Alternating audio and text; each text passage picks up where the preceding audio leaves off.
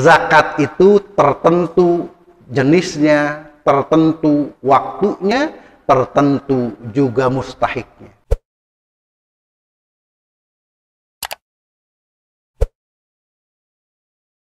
أعوذ بالله من الشيطان الرجيم بسم الله الرحمن الرحيم الحمد لله رب العالمين الرحمن الرحيم مالك يوم الدين إياك نعبد وإياك نستعين اهدنا الصراط المستقيم صراط الذين أنعمت عليهم غير المغضوب عليهم ولا الضالين.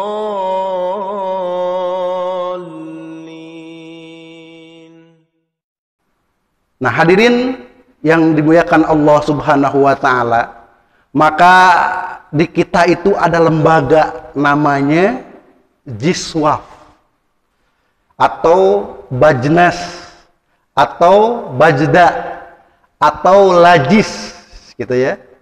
Kalau Jiswaf itu berarti zakat, infak, sodakoh, wakaf.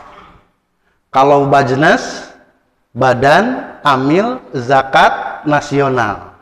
Kalau Bajda, Badan Amil Zakat Daerah. Kalau Lajis,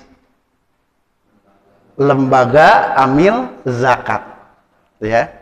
Nah, lantas apa perbedaan antara zakat, infak, sodakoh, wakaf? Minimal 3 dulu lah. Zakat, infak, sama sodakoh. Kalau zakat itu rumusnya gampang. Tertentu plus tertentu plus tertentu. Tertentu apa? Tertentu pertama, tertentu jenisnya. Tertentu kedua, tertentu waktunya. Tertentu ketiga, tertentu mustahiknya. Contoh, zakat fitrah. Tertentu jenisnya. Apa yang dizakatkan? Zakat untuk pribadi kita, jenisnya yang dizakatkan adalah kutul balad, yaitu makanan pokok, beras, kalau makanannya beras, kalau makanannya gandum, gandum, kalau makanannya jagung, jagung. Nah, ini kutul balad, makanan pokok negeri itu zakat namanya. Disebut dengan zakat fitrah. Selanjutnya, tertentu waktunya. Kapan zakat fitrah itu dikeluarkan? Mulai dari awal Ramadan sampai dengan akhir Ramadan. Sebelum sholat Id itu adalah kewajiban mengeluarkan zakat fitrah. Siapa mustahiknya? Tertentu. Ya, ada 8 asnaf.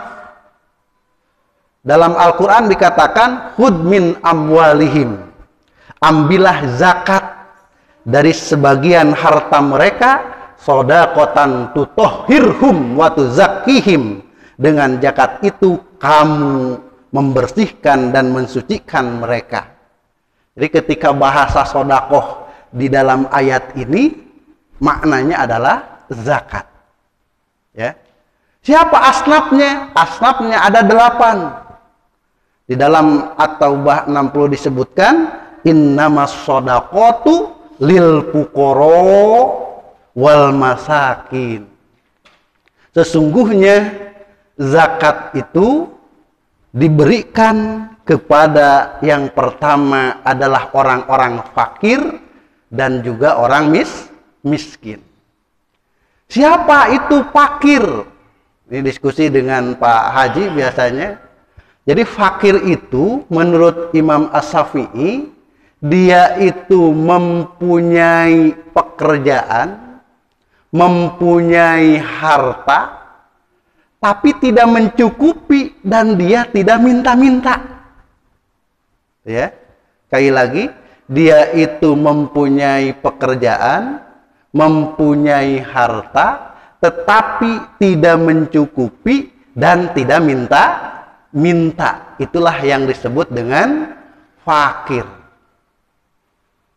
Maka di dalam kitab-kitab itu ada yang mengatakan bahwa fakiru rahmatu rabbih, orang yang banget butuh karena rahmat pangeranna gitu. Ya, orang-orang yang butuh, maka disebut dengan fakir. Tetapi dia tidak meminta.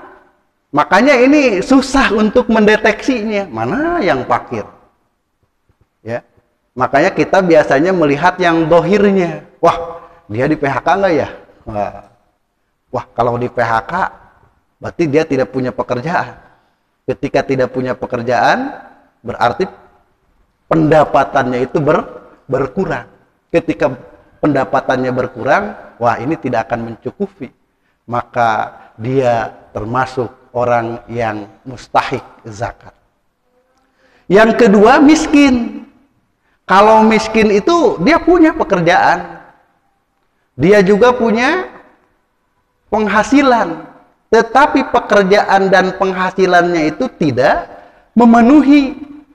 Dan dia meminta-minta.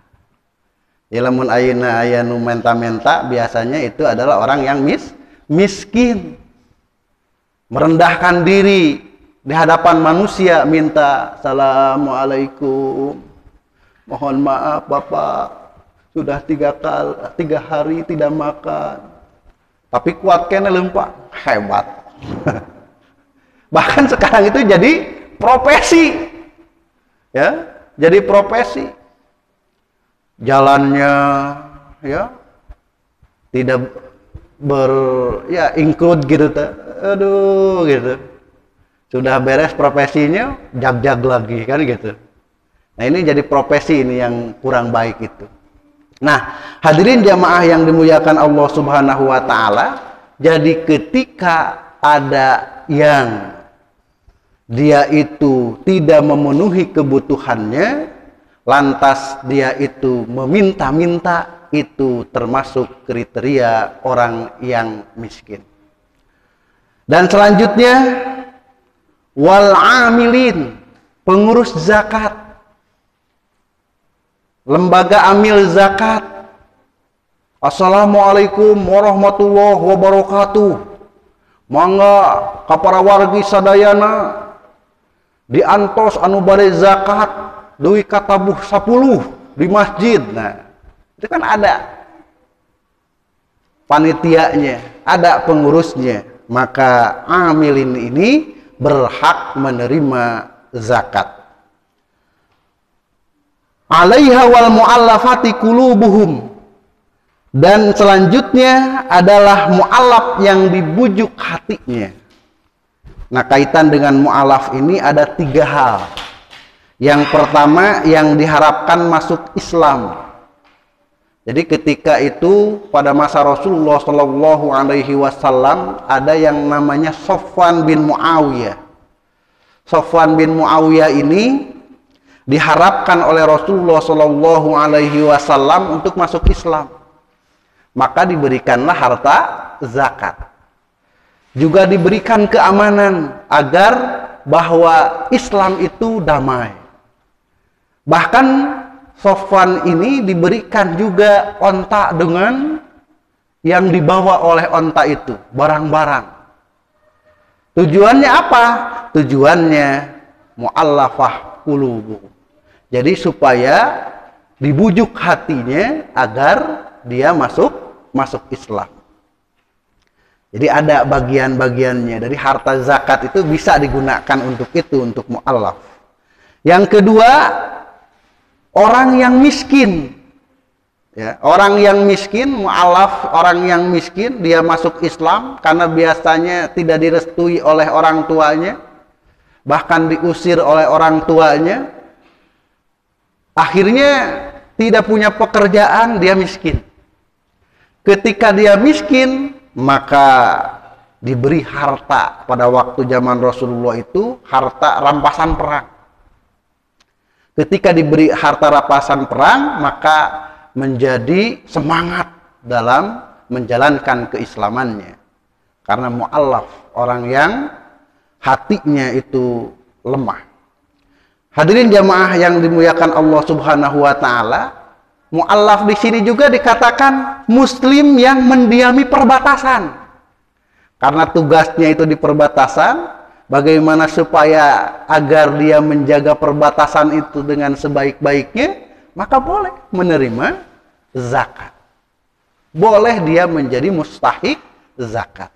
Jadi yang disebut dengan mu'allafati qulubuhum itu, yang pertama yang diharapkan masuk Islam, yang kedua orang miskin, yang dia itu orang Islam yang tidak punya pekerjaan agar dia bisa intens tetap dalam agamanya, dan yang ketiga muslim yang ada di perbatasan itu berhak mendapatkan zakat fitrah.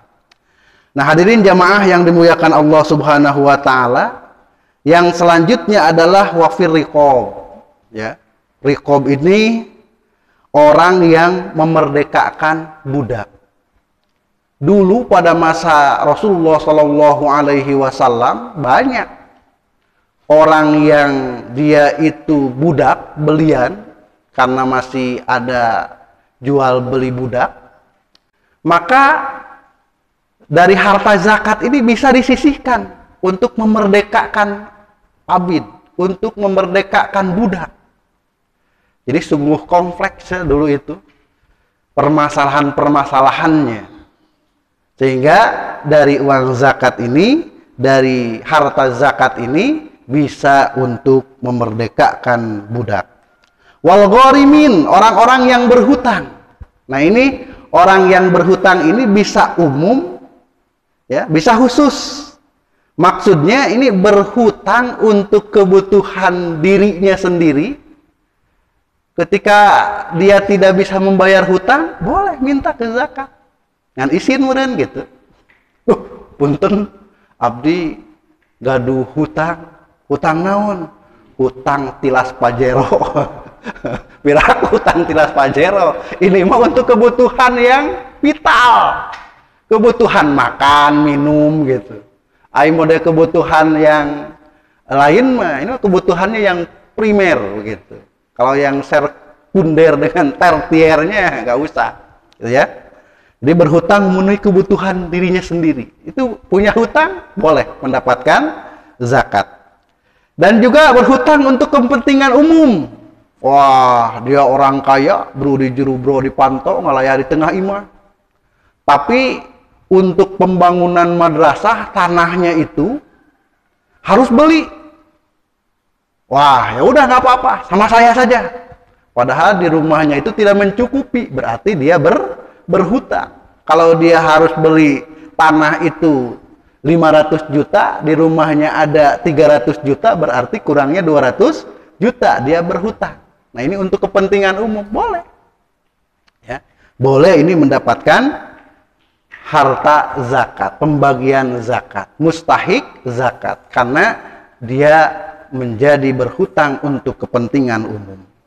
Nah, hadirin jamaah yang dimuliakan Allah Subhanahu wa taala, yang selanjutnya adalah wafi sabilillah. Nah, ini. Jadi sabilillah ini yang pertama adalah kalau pada masa Rasulullah Shallallahu Alaihi Wasallam itu menjadi tentara untuk berjihad. Ada perang Badar, maka dia menjadi pasukan perang Badar. Ada perang Tabuk, maka dia menjadi mujahid dalam perang Tabuk. Ini yang disebut dengan sabilillah pada waktu itu. Nah, bagaimana sekarang yang sudah tidak ada lagi peperangan? Kita hidup di dunia yang damai. Maka perbuatan yang bersifat kemasyarakatan yang ditujukan untuk mendapat keridhaan Allah, ini disebut dengan kriteria sabilillah. Sekali lagi, perbuatan yang bersifat kemasyarakatan yang ditujukan untuk mendapatkan ridho Allah. Contoh, membangun masjid. Tapi memang kalau untuk zakatnya zakat mal. Kalau zakat fitrah ini memang untuk konsumtif. Kalau zakat mal biasanya ini untuk yang produktif gitu ya. Nah, hadirin jamaah yang dimuliakan Allah Subhanahu wa taala, bisa juga untuk beasiswa pendidikan. Ini sabilillah. Maka ada program di Baznas Kabupaten Purwakarta itu, ada santri yang dibeasantrikan. Jadi di mana pesantrennya? Di pesantren A. Itu dikasih per bulannya, kalau dulu itu 250.000. Beasantri disebutnya. Boleh, silahkan. Ya. Terus untuk dakwah, ya. Kalau di FTI Al-Muhajirin itu ada yang disebut dengan DPU, dakwah pengabdian umat. Biasanya kalau naik panggung, beres dari panggung dibayar. Ini mah enggak. Tapi diambil dari DSM, dompet sabilillah Al-Muhajirin. Kalau misionaris non Islam, mereka kan sampai ke perbatasan, sampai ke pedalaman, itu ada biayanya. Nah, kita juga ini seharusnya saat ini sudah menyiapkan begitu untuk dakwah. Jadi tidak hanya di orang muslim saja, nanti bisa berkembang dakwahnya ke non muslim yang ada di perbatasan dan lain sebagainya. Kita juga lihat orang-orang Irian Jaya atau orang-orang Papua kan, ketika itu diberi sabun saja, mereka sudah bahagia bisa mandi kan gitu. Mereka berbondong-bondong masuk Islam. Ya. Nah, ini salah satu dakwah yang dananya itu bisa didanai dari zakat. Tetapi ini adalah zakatnya zakat mal. Nah, hadirin jamaah yang dimuliakan Allah Subhanahu wa taala, yang kedelapannya adalah wabni sabil, orang yang dalam perjalanan. Turis atau mereka yang pesantren gitu, atau mereka yang sedang berkelana gitu. Nah, itu berhak mendapatkan mustahik zakat. Nah, hadirin jamaah yang dimuliakan Allah Subhanahu wa taala, jadi zakat itu tertentu jenisnya, tertentu waktunya, tertentu juga mustahiknya.